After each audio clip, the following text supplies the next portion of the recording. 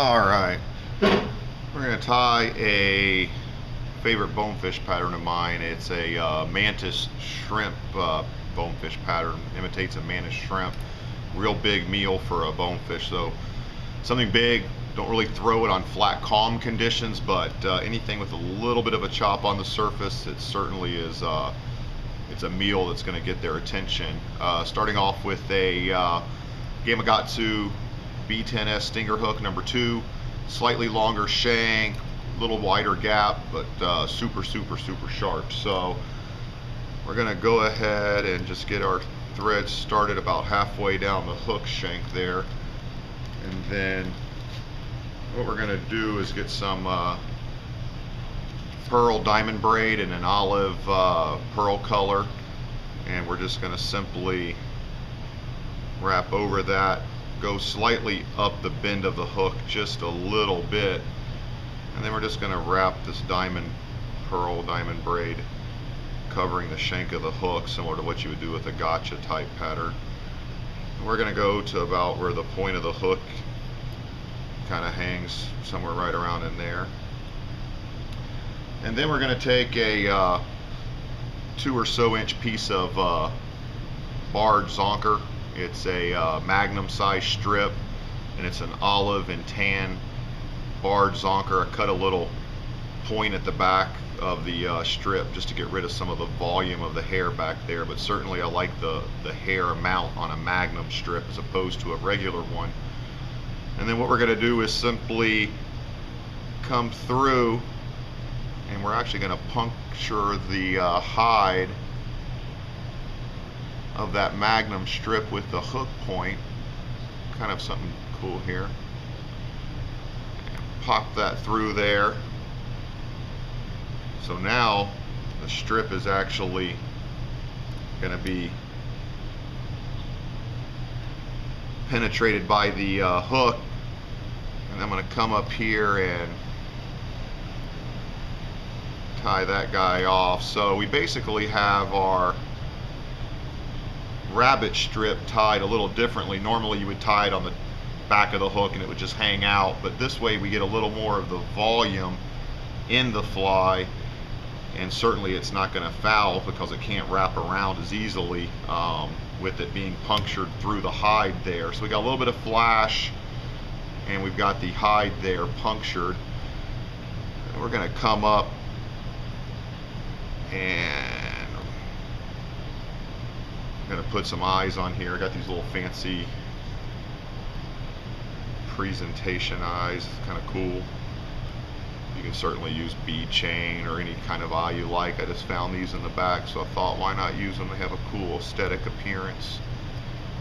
Figure 8 them on there, however you want to adhere them. I'm not a real big stickler for how to put eyes on the shank of the hook, but certainly you want them to be there fairly snug. And then, like always, you know me and my dubbing loops, I use it for everything. So what I'm going to do now is I'm going to create a dubbing loop, and we are going to form the body and the head of this fly. We can certainly do this with cross-cut rabbit. I just don't have the color. Wet my fingers and kind of hold that hair back a little bit. I don't have the color of olive. The mantis shrimp is essentially a solid olive type creature.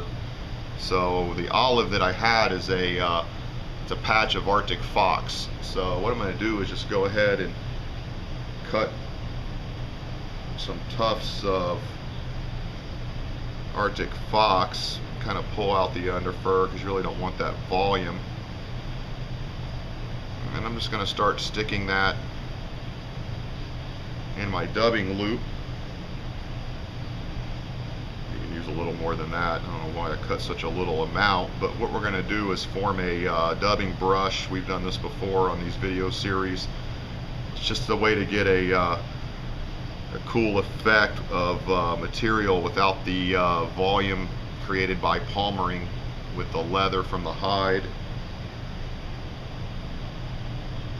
So I'm going to go ahead and get some more of this Arctic fox. Like I said, it's mostly because I didn't have the color that I wanted any kind of cross-cut rabbit, or I would have certainly stuck some cross-cut rabbit in this loop and just cut the hide off, but nonetheless we're going to do the same thing. So we get all of our fox in there, we're going to spread it out, kind of give it a nice, oh, we got a fly, there you go, fly tying with a fly. And we're going to come back and trim off all this excess on one side just like we normally would. And like always, we're going to hold the loop. Just give it a good twirl to get started. Brush it out a little bit as you go so you get all that fur kind of pulled loose. Make sure you just got a good brush.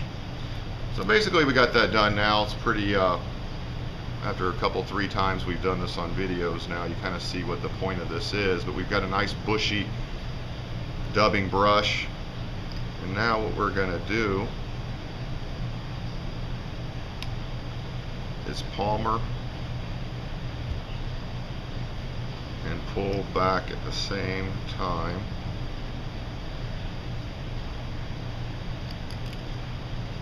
Palmer and just pull it back. And when we get up to the eyes, we're going to kind of figure 8 it through the eyes. And then we're just going to tie off that brush.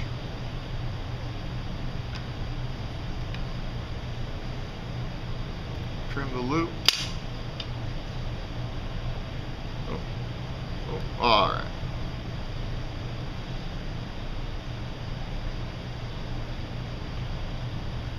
So basically, have a nice bushy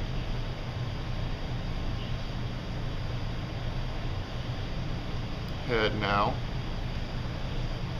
Kind of poke at it, clean it all up, get those hairs out of there.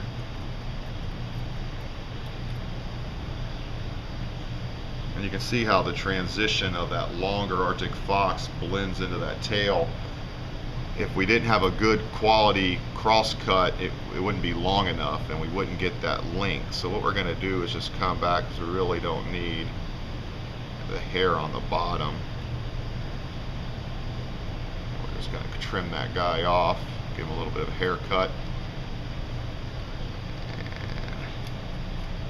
And you know, all intent and purposes, that looks pretty good. I'm missing what I think I need in a little more bulk. So what I'm going to do is just take one more tuft of Arctic fox in that same color, and just to bulk up the head a little bit. If you notice on the pictures I put, I included some pictures on the website and on Salty Shores, but the mantis shrimp has a defined head. There's no doubt about it.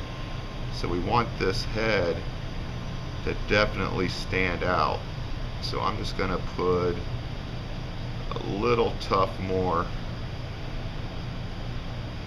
just so when it gets wet we have that volume in the head area that we want. And like I say, we're throwing a meal. I mean, the picture, if you see the pictures, the mantis shrimp is it's a meal. It's not something that a bonefish is going to want to shy away from if they see it. And that's why I typically tie a lot in olive colors.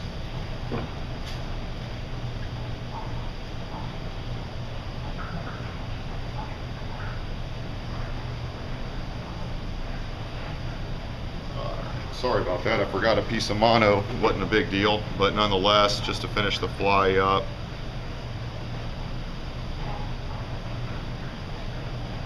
I'm gonna put a mono weed guard on there.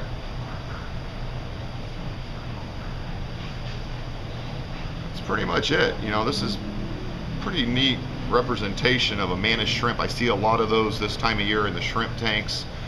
Certainly the shrimp in the summertime are small by nature just because of the heat, the water, all those factors. So I think the bonefish, especially the bigger ones down here, start to feed on different food sources, and certainly the mantis shrimp are abundant. We get them all the time in the shrimp tanks. So this is certainly a good option for maybe not a slicked off, flat, calm day, but you know, the color scheme, all olive, a good 3-inch. I mean, it's going to get wet and it's going to slink out. Don't get me wrong, but that's a bonefish meal there. So if you're looking to try something a little different, you can certainly scale down the size if you're a little nervous about throwing something as big as this. I like throwing big flies at the bonefish we have here. Certainly this is a good choice, certainly a good color pattern, color scheme I should say. So if you're looking to try something a little different, big giant meal for our big giant bonefish here in Biscayne Bay. All right, good luck tying.